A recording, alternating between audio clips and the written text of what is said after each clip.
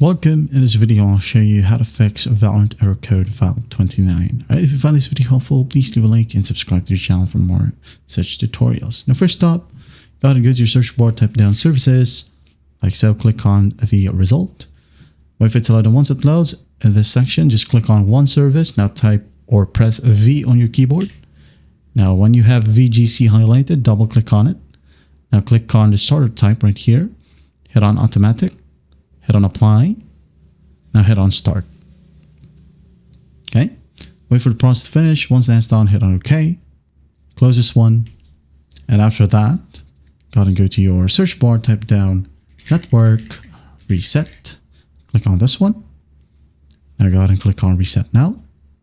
Hit on yes right here.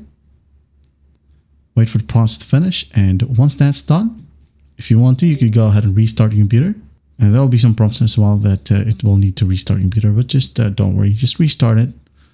And after that, you should be good to go. Gotta play Valorant and enjoy. And that is how you fix Valorant Error Code VAL 29. Well, I hope this video helps, and I'll see you in the next one.